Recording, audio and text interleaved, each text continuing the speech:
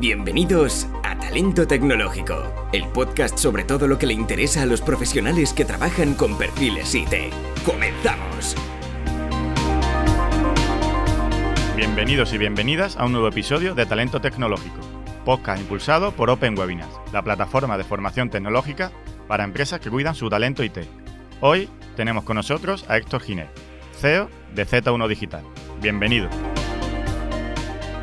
Estudié ingeniería de la comunicación, pero empecé a cambiar mi carrera desde el principio estudiando por mi cuenta diseño de interfaces y tal. Y bueno, trabajé en consultoría como muchos de los que estamos ahora metidos en el ecosistema startup. Y bueno, tras unos cuantos cambios y tal, acabé de CTO en Glamping Hub, que es una startup de aquí de Sevilla que bueno, creció bastante y sigue creciendo y tal. Y en determinado momento pues, decidí emprender esta carrera junto a Carlos Tabasco, mi socio, y bueno, en eso estamos, ¿no? Desde hace ya 5 años. Estáis ahora en Z1, ¿verdad? Y bueno, es un estudio de diseño de productos digital. ¿Y qué tipos de productos digitales son los que diseñáis aquí en Z1? Bueno, yo creo que la mejor forma de definir eso es con quién trabajamos, ¿no? Realmente trabajamos con empresas que, más que tecnológicas, que la tecnología sea importante para ellas, ¿vale? Y bueno, en general solemos trabajar con startups o con empresas incluso ya en series posteriores que ya no se consideran startups, pero que viven y crecen en torno a un producto digital y en general ayudamos tanto en aplicaciones móviles como plataformas web que pueden ser SaaS o como herramientas de escritorio o incluso websites de marketing, a veces cuando es necesario también ayudar en esa capa. Básicamente lo que hacemos es asistir en procesos de gestión de productos y diseño de productos, investigación e ingeniería. Al final lo que hacéis es todo tipo de productos digital, ¿no? No te en ninguna parte, ¿no? No, de hecho intentamos no especializarnos tampoco mucho, o sea que muchas veces cuando nos llegan oportunidades y son a lo mejor productos un poco diferentes, a lo mejor una aplicación móvil con una tecnología un poco más avanzada o no sé, empresas que lo que necesitan es una extensión de Chrome para hacer determinadas cosas, también nos parece interesante ir investigando las distintas partes, ¿no? O sea, al final lo que tenemos es un equipo multidisciplinar que puede asumir esos retos y trabajar casi siempre aplicando el mismo proceso, pero al final básicamente intentamos adaptarnos a lo que necesitan nuestros socios. Vale, y hablando del equipo multidisciplinar, ¿no? Que le dais a todo un poco, ¿cuál es el día a día para diseñar un producto de éxito en Z1? Bueno, en general, y eso creo que siempre nos va a acompañar, ¿no? Porque al final trabajamos con empresas que están en constante cambio, creciendo muy rápido, entonces bueno, el entorno suele ser siempre bastante caótico, ¿no? Intentamos poner un poco de orden en eso. Tenemos como un proceso de diseño y desarrollo más o menos definido que intentamos cumplir, no siempre lo conseguimos, pero bueno, intentamos delegar en eso, ¿no? Y básicamente, ya sea una funcionalidad o un producto entero, intentamos siempre pasar por unos pasos que son necesarios bajo nuestro punto de vista, que son la investigación, que está más relacionado con el UX, el diseño de interfaces, la validación con usuarios y con stakeholders de los prototipos que vamos diseñando y después un proceso de ingeniería casi siempre basado en sprints y de forma iterativa. Vale, Z1 es un estudio de diseño que trabajáis para empresas internacionales, tanto como nacionales, y bueno, toda persona que está conectada con la tecnología, ¿no? Le genera curiosidad el hecho de cómo se trabaja en Silicon Valley. Vosotros tenéis la oportunidad de trabajar para empresas de allí y me gustaría saber cuál es un poco la experiencia a la hora de trabajar con ese tipo de empresas y qué tipo de empresas conocéis. Sí, de hecho nosotros empezamos allí, el primer proyecto que empezamos en Estados Unidos fue en Silicon Valley y después continuamos creciendo a través de networking en las dos costas porque también nos asentamos bastante en Nueva York e incluso entre Nueva York y Silicon Valley ya hay bastantes diferencias en cómo se opera, ¿no? En la mentalidad que tienen los equipos y tal, ¿no? Bueno, al fin y al cabo uno de los grandes descubrimientos que hemos tenido a lo largo de estos años es que bueno, no hay grandes diferencias ni de conocimiento, ni de talento, ni de estrategia, ni en general, ¿no? A nivel personal, pero sí es cierto que bueno, un ecosistema de ese tipo lo que fomenta mucho es la determinación, ¿no? La gente tiene claro que puede conseguir cosas y eso ayuda por lo menos a intentarlo, ¿no? Y así un proceso hasta que de verdad consigues algo de lo que puedes intentar hacer crecer una empresa o un producto de verdad, ¿no? Y lo que pasa es que también creo que es cierto que nosotros empezamos hace 5 años y parece que no, pero en estos 5 años, por ejemplo, no empezamos usando Slack, ¿no? Sí. Para darnos cuenta de lo rápido que va todo. Todo ha cambiado mucho en esos 5 años, ¿no? Y y parece que, digamos, que esa cultura en general de emprendimiento y tal se está extendiendo a muchas partes del mundo, ¿no? Pero de todas formas se nota que cuando hay un ecosistema, pues muchos conceptos y muchos movimientos se consolidan, ¿no? Entonces digamos que lo estamos idealizando un poco más de lo que realmente es, ¿no? Entonces no habría mucha diferencia entre trabajar para una empresa nacional como una internacional. Sí, yo diría que a lo mejor hace unos años sí, ¿no? Pero gracias a no tanto a las comunicaciones, que sí han influido mucho, pero incluso a la mentalidad, que cada vez son más. De hecho, nosotros conocemos mucha gente con la que estamos trabajando que a lo mejor trabajaban en Silicon Valley o en San Francisco y ya han decidido irse a otras zonas de Estados Unidos porque la vida es más barata o porque entienden que el talento es remoto y que no hay problema por emprender un proyecto en otras zonas, ¿no? Entonces, evidentemente sigue siendo una referencia y grandes firmas de Venture Capital están allí y grandes empresas se fundan allí, pero es cierto que, digamos, que ese conocimiento también gracias a las redes sociales, a publicaciones en medios y tal, bueno, se difunde mucho conocimiento, ¿no? Y al final, bueno, el talento está en cualquier sitio, es una cuestión de impulsarlo. Entonces, de hecho, cada vez nosotros trabajamos con más puntos de Norteamérica, no solo ya Silicon Valley, y sinceramente no notamos gran diferencia, por lo menos dentro de allí. Ya en Europa también se están viendo grandes referencias aquí que no tienen nada que envidiar, ¿no?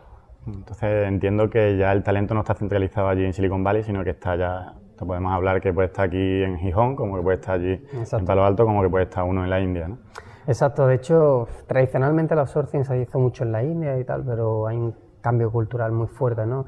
Y sigue habiendo barreras para llevarlo a cabo de forma correcta, pero sí es cierto que en Estados Unidos mismo ya, y en Canadá, ellos mismos ya trabajan de forma distribuida, de forma muy natural para intentar encontrar talento y también hay muchos casos de éxito ya como Zapier y muchas empresas que son súper exitosas y son, casi 100% remotas, ¿no? Entonces, digamos que eso también ha sido un cambio cultural, también el caso de la burbuja de Silicon Valley respecto al real estate, que es casi imposible mantener una vida allí normal, pues ha motivado que mucha gente se ha ido a otras zonas, ha visto que se puede ejecutar el trabajo de la misma manera y claro, eso también abre las puertas a gente como nosotros, pero incluso a gente en distintas zonas de Europa, de Estados Unidos y tal. Vale, está muy de moda ahora cuando hablamos de productos, de hablar del diseño de productos. ¿Qué es para ti el diseño de producto digital, aparte de crear una solución para resolver un problema? Bueno, yo creo que es importante tener el contexto histórico, ¿no? Antiguamente siempre recuerdo cuando trabajaba en consultoría o cómo se hacía el software antes de Airbnb, por así decirlo. Se ejecutaba casi todo desde un nivel técnico, un nivel de desarrollo y después se pensaba cómo mejorar alguna interfaz con colores o tipografías como mucho, ¿no? Y digamos que hubo un cambio de paradigma porque se fallaba mucho en los productos que se lanzaban, porque después no se entendía lo que quería el usuario, no se entendía lo que querían incluso los implicados en el producto, ¿no? Entonces, para mí el concepto de diseño de producto no es más que incluir determinados procesos, casi todos empíricos, en el proceso de construir un producto digital, ¿no? Entonces se empieza con investigación, que suena grandilocuente, pero al fin y al cabo es analizar qué están haciendo tus competidores, qué aplicaciones hay parecidas, qué flows, o qué patrones están más o menos establecidos en el mercado que tendría sentido seguir porque el usuario va a estar más adaptado a ellos, ¿no? O sea, un poco entender el contexto después, empezar a construir un prototipo en base a la funcionalidad que quieres y ponerlo en manos de usuarios que te lo prueben y veas si tiene sentido o no tiene sentido, ¿no? O sea, al final es una cuestión de invertir muchas más horas en papel, en diseño, en sketch, en prototipos, para de verdad ver si tiene sentido lo que vas a construir. Y una vez que ya lo tienes todo, es cuando empiezas a construir, ¿no? Y eso sería, digamos, que el patrón para un MVP, para un primer producto, ¿no? Pero que incluso para cuando ya tenemos un producto estable y queremos evolucionarlo, es interesante hacer siempre el mismo proceso, o sea, volver otra vez a una investigación, analizar qué patrones hay respecto a lo que se está utilizando en el producto y tal, qué están haciendo los usuarios, volver a hacer el proceso entero, probarlo y una vez que lo tenemos claro, lo pasamos a ingeniería, ¿no? Entonces, digamos que se ha invertido un poco el proceso, ya ingeniería es lo último que se hace.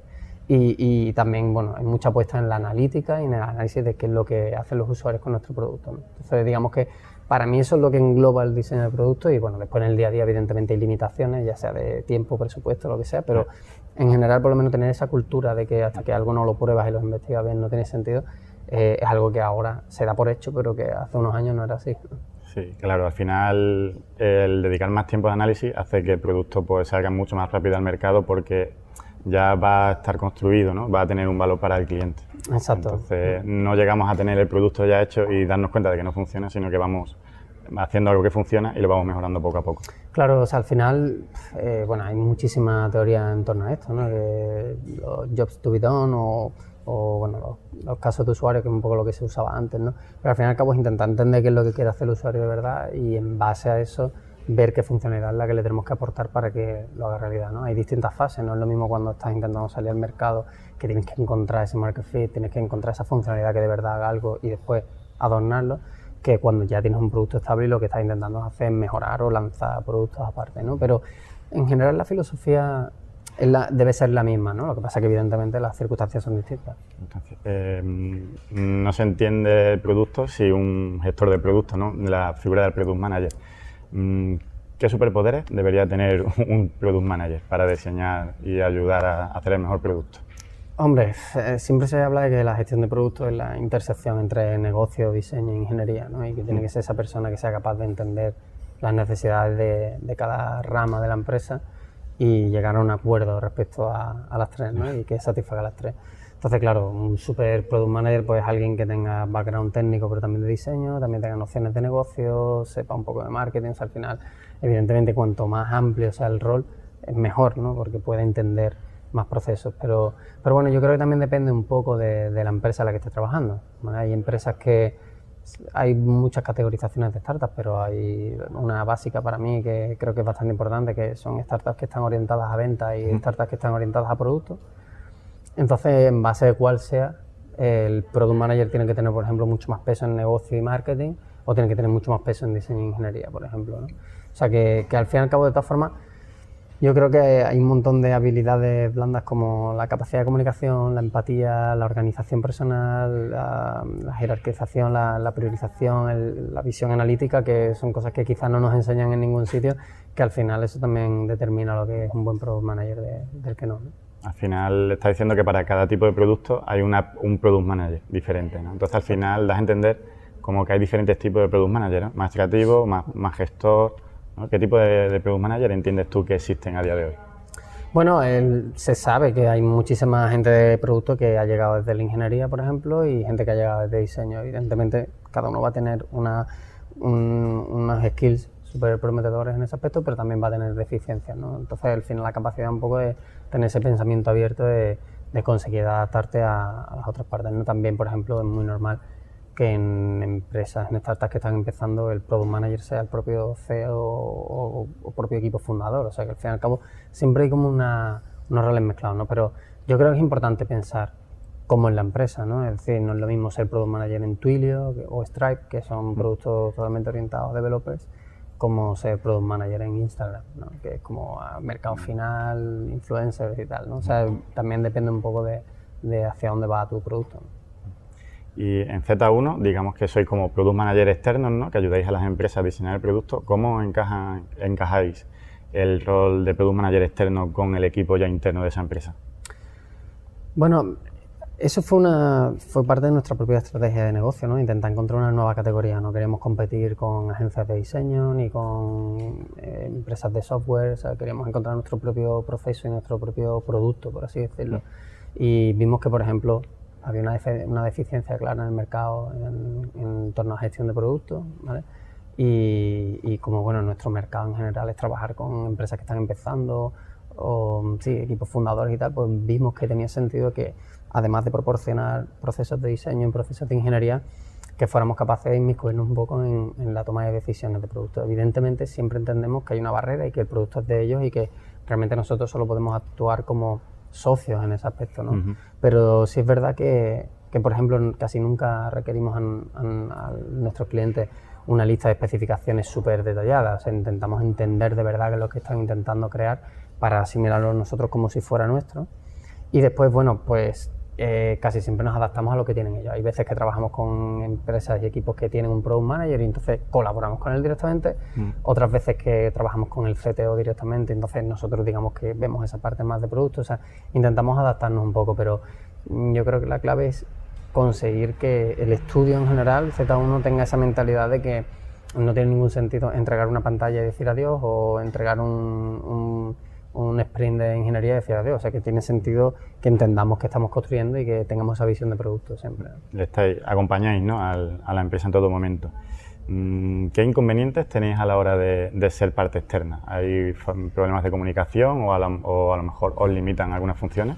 ¿Habéis encontrado esa situación? Hombre, más que inconveniente, bueno, es una mentalidad, ¿no?, que tenemos que tener. Hay muchas veces que pasa eso, ¿no?, que a lo mejor no entendemos alguna decisión que toman ellos en su producto y tal, y bueno, intentamos dar nuestra opinión, pero al final también tenemos que entender que no somos los dueños del producto, ¿sabes? Y que, bueno, tenemos que limitarnos y simplemente mostrar un camino que nosotros creemos que a lo mejor sería más correcto, pero bueno, eso al final es algo que somatizas de alguna manera y lo llevas bien, ¿no? El tema de comunicación y eso, bueno, eso es algo que intentamos resolver desde el día 1 para que ellos entiendan que, de hecho, para mí una de las mejores frases que casi siempre escuchamos cuando empezamos a trabajar con alguien es cuando dicen cosas como, no tenemos la sensación de estar trabajando con una empresa, tenemos la sensación de tener un equipo en España, ¿no? Creo que es algo que siempre intentamos transmitir, o sea, el concepto de que ellos entiendan que tienen un equipo más trabajando para ellos, no tanto una agencia a la que hay que darle una Excel con requisitos que tenga que completar, ¿sabes? Al final es encajar el puzzle, ¿no?, de la mejor forma para que al final quede el mejor producto. Exacto. Pues antes estabas comentando, ¿no?, que para hacer el mejor diseño hay que seguir un método empírico, ¿no? ¿Qué pasos seguís en Z1 para llegar a ese producto? Bueno, al fin y al cabo, yo creo que el principio que hay que seguir casi siempre es entender el mercado y entender al usuario. Yo creo que esas son las dos claves cuando estás haciendo un producto, ¿no? Al final, todo lo que diseñes, todo lo que ejecutes en ingeniería, el final, el objetivo es ese, ¿no? Es que haya un usuario que lo quiera consumir y haya un mercado en el que ese producto tenga hueco, ¿no? Entonces, bueno, básicamente casi siempre lo que hacemos es intentar entender el mercado, ya sea para una funcionalidad o para un producto, qué hay en el mercado ahora mismo, cuáles son los competidores y cómo se diferencia lo que estamos haciendo, e intentar entender qué es lo que quieren los usuarios potenciales de ese producto, qué es la funcionalidad principal, ¿no? Porque yo eso sí tengo claro que es uno de los principios claves, ¿no?, que es la simplicidad. Al final hay que simplificar los productos cuando los construyes, porque cuando generas más funcionalidad de la que un usuario necesita también es contraproducente, ¿no? Entonces es importante tener esa visión siempre y tener siempre como la estrella polar, ¿no?, que le dicen respecto al producto, ¿no?, qué es lo que hace tu producto, mantener esa visión siempre y en torno a eso ir construyendo determinadas cosas que creas que son importantes para el producto, pero siempre tener claro cuál es el objetivo principal, ¿no? Digamos que todo este trabajo sería previo al diseñar un roadmap para el producto, ¿no? Exacto. Vale, cuando estamos diseñando el roadmap, ¿qué herramientas y cómo lo diseñáis? Ya una vez hecho el trabajo previo de análisis.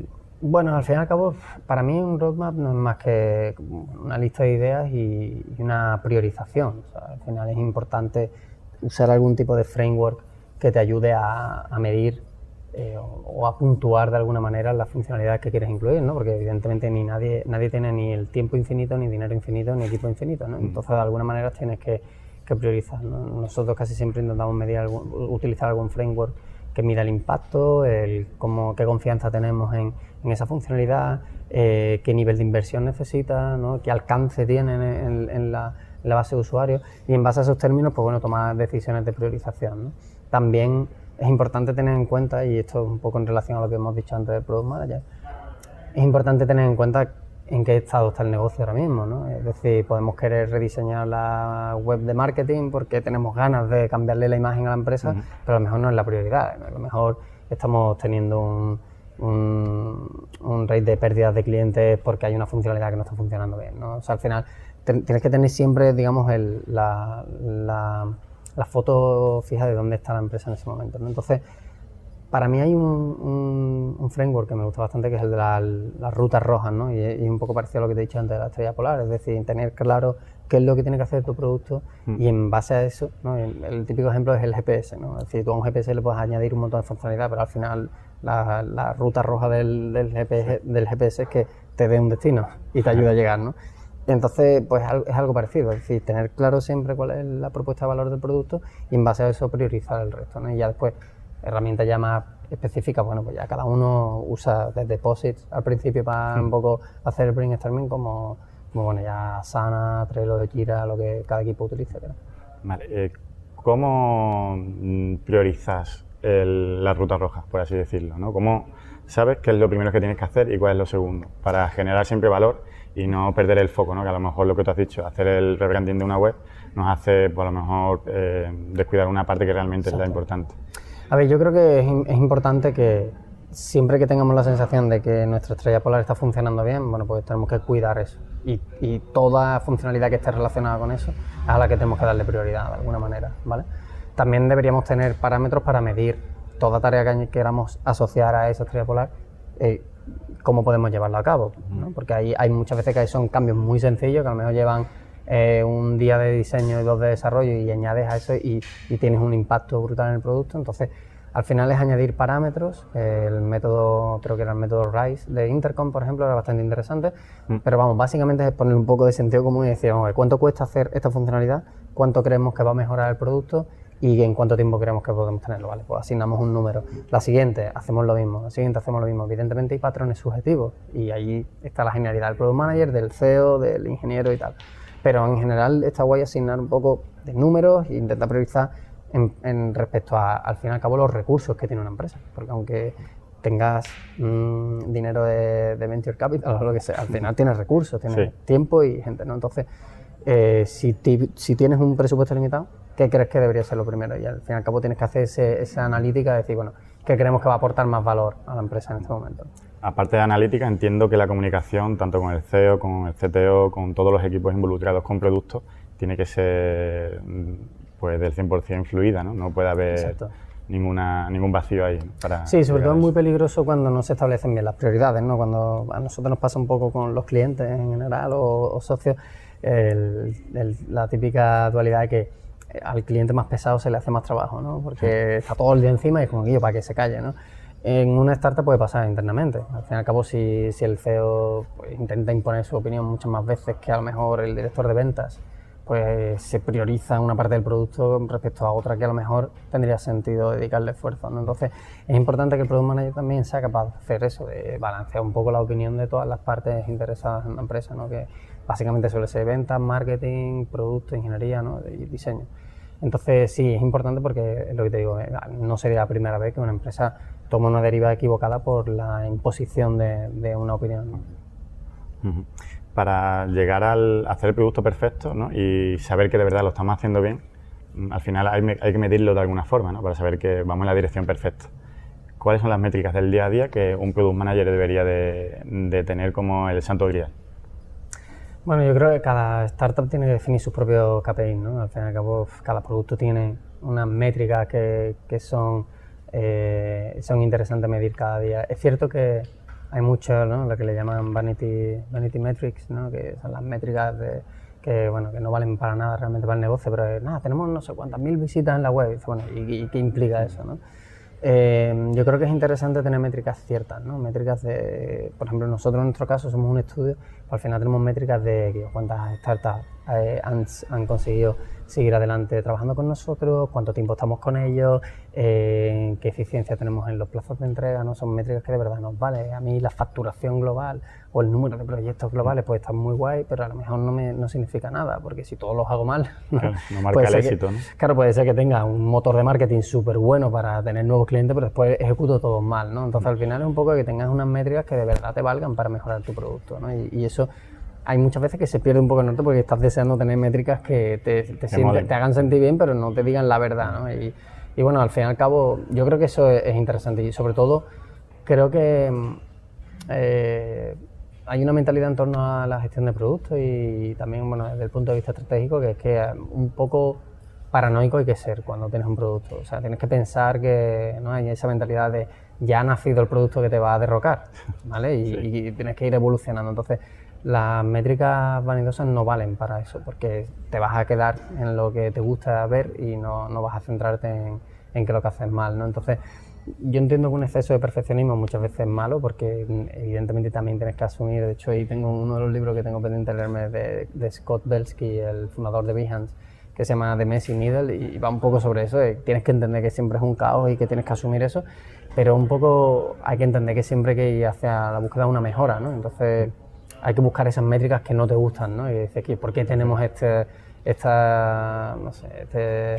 esta carencia de pricing, o sea, de clientes que suben el pricing en determinado momento, o porque, aunque tengamos muchos clientes en el estándar, ¿no? Es un poco... No sé. Claro, suele pasar que normalmente las métricas que son las que valen, normalmente suelen ser las menos bonitas, ¿no? Exacto. Entonces, también entiendo que las métricas que más valen para medir todo el producto son las que están relacionadas siempre con el cliente, ¿no? Con el lifetime value y todo. Exacto.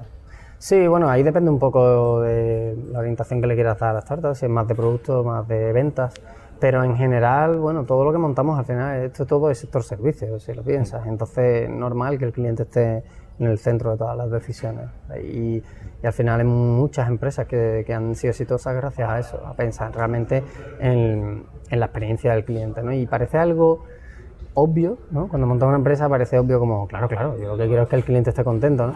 Pero no te creas que todo el mundo lo lleva a rajatabla, ¿sabes? Hay muchísima gente que se pierde precisamente en ese tipo de métricas. No, quiero más revenue, ¿no? Y si le cobramos más por esta licencia y tal, y es como, pero estás pensando de verdad, ¿no? Hay muchas estrategias de marketing que dicen que bueno, que en general cuando una empresa es madura casi todo su negocio le debe llegar por referrals de clientes.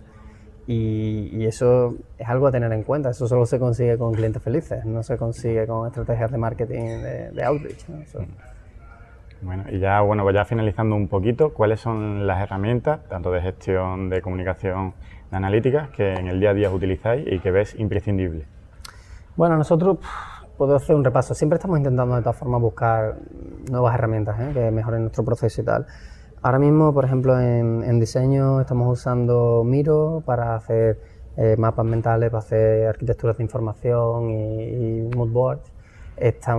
Usamos también mucho InVision, que es súper importante para nosotros porque todo el prototipado lo hacemos a través de InVision, compartimos los diseños de nuestros clientes y nuestros usuarios a través de InVision y al fin y al cabo es una herramienta crucial ahora mismo en nuestro proceso. También ya cuando vamos a la transición de diseño e ingeniería usamos mucho Zeppelin, que es una herramienta que sirve para eso, precisamente solo para coger un diseño y tener los specs para la implementación. Respecto a gestión de proyectos siempre vamos dando un poco de saltos y probando algunas. Ahora mismo estamos con Jira, hemos pasado toda la empresa Jira y la verdad que estamos contentos. Hemos utilizado a lo largo de la historia Trello, Asana, todo, ¿no? Al final ir buscando la fórmula perfecta siempre. Exacto, pero bueno, ahora por ejemplo para el control de versiones en diseño estamos probando Abstract, que es un producto bastante moderno y que tiene muy buena pinta. Pero bueno, al fin y al cabo las herramientas son los de menos. Parece que no, pero sí hay herramientas que dicen que no podríamos trabajar sin Slack, por ejemplo. O sea, yo gran parte de mi trabajo es por email, pero estoy deseando cuando se cierra una oportunidad ya pasar a la gente a Slack y continuar la comunicación allí, ¿no? Y es increíble cómo Slack ha cambiado un poco la forma de trabajar. Y hay herramientas como InVision, por ejemplo, que han facilitado mucho el compartir diseño, tener feedback, en fin, ¿no? O sea que hay algunas que sí son cruciales, pero en general otras no dejan de ser un poco la representación digital de lo que ya tenemos en la cabeza, ¿sabes? Entonces, ¿con cuál te quedarías? Si tuvieras que elegir solo una. Hombre, yo creo que si hay una herramienta que ha sido crucial en nuestra historia ha sido InVision.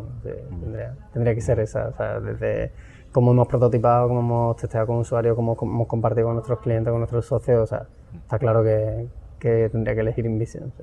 Vale, y si tuvieras que compartir biografía interesante que pudiera a un product manager valerle para mejorar, ¿cuáles serían? 2 de ellas. A un product manager, bueno, pues yo creo que de Messi Middle, de Scott Belsky, es bastante interesante. Llevo una parte leída del libro, no me lo he leído entero porque es justo el que estoy leyendo ahora, pero me parece muy interesante además la visión de alguien como él que fundó Behance y que, bueno, que creo que tiene una opinión bastante interesante en la creación de productos. Creo que es una buena recomendación. Creo que Hooked de Nir Eyal es bastante interesante también. Va un poco en torno a los loops virales que hay en los productos. Él intenta divulgar un poco sobre hacerlo bien, hacerlo por el bien de las personas y no por el mal de las personas, como está pasando con algunos productos ahora, ¿no? Que los hacemos adictivos y realmente no estamos beneficiando a los usuarios, pero creo que deja bastantes pinceladas de cómo la psicología afecta en el uso de los productos y creo que es interesante tener esa visión desde el punto de vista de un product manager, ¿no? Y después también por el trato personal, aunque está orientado más a managers y tal, pero me gusta mucho la visión de Radical Candor, de Kim Scott. Es sobre el trato personal a otras personas en el equipo y tal, y el cómo transmitir de una forma más o menos honesta pero directa cuando no se está haciendo algo bien, cuando se está haciendo mal, cuando se está haciendo bien. O sea, intentar transmitir bien el feedback a otras personas, que creo que en un Product Manager es crucial. Bueno, Héctor, pues ya para finalizar, ¿en qué redes sociales quieren que te encuentren las personas que están viendo este vídeo? Bueno, nosotros tenemos unas redes bastante activas, gracias a Clarisa, nuestra directora de comunicación. Bueno, si entráis en nuestra web en z1.digital, ahí tenemos el enlace a todo, Medium, Dribbble, Twitter y tal. Y bueno, yo tengo mi cuenta personal de Twitter, que casi todo lo que publico son artículos relacionados con tecnología, diseño y tal, y que bueno, interesante, mi nombre y mi apellido, @HéctorGiner en Twitter. Pues nada, muchas gracias por tu tiempo, por compartir tus conocimientos con el diseño de producto digital y cómo funcionas aquí en Z1, que seguramente todo lo que has dicho es muy interesante y que se puede aplicar para cada persona. Muchas gracias a vosotros por contar con nosotros para esto.